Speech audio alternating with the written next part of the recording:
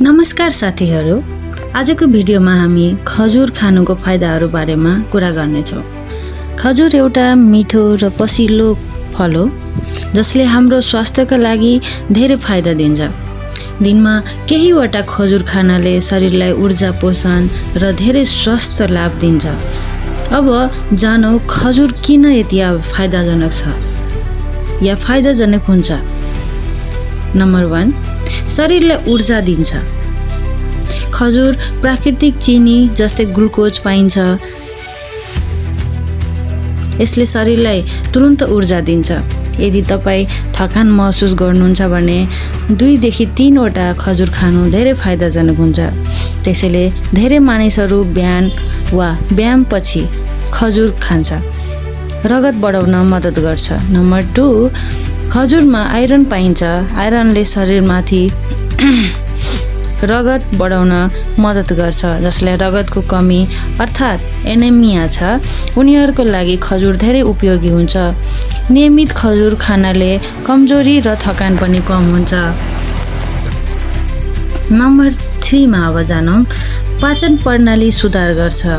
खजुरमा धेरै फाइबर हुन्छ। फाइबरले पाचन प्रणालीलाई राम्रो बनाउँछ। यसले कब्जियतको समस्या कम गर्ने मद्दत गर्दछ। पेटलाई स्वस्थ राख्न खजुर राम्रो प्राकृतिक खाना हो। नम्बर 4, हड्डी बलियो बनाउँछ। खजुरमा क्याल्सियम, म्याग्नेसियम र फस्फोरस पाइन्छ। यी तत्त्वहरूले हड्डीलाई बलियो बनाउँछ। विशेष गरी उमेर बढ्दै जाँदा हड्डी कमजोर हुन सक्छ। त्यसैले खजुर खानु लाभदायक हुन्छ। नम्बर 5, मुटुको लागि राम्रो। खजुरमा पोटासियम हुन्छ। पोटासियमले ब्लड प्रेसर नियन्त्रण गर्ने मद्दत गर्दछ। यसले मुटुको स्वास्थ्य राम्रो राख्न सहयोग गर्छ। अब नम्बर 6 मा छाला र कपालको लागि राम्रो।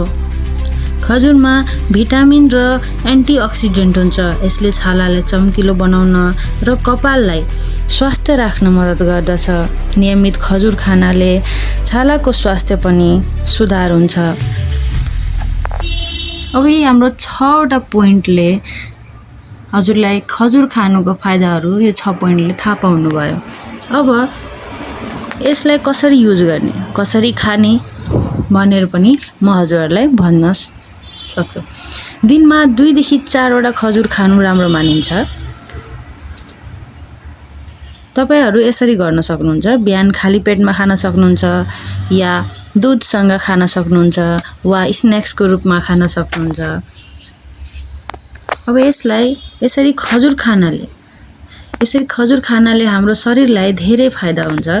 यदि तपाईलाई यो जानकारी उपयोगी लाग्यो भने लाइक, शेयर र सब्स्क्राइब गर्न नबिर्सनुहोला। फेरि अर्को स्वास्थ्य टिप्सको साथै भेटौँला। धन्यवाद।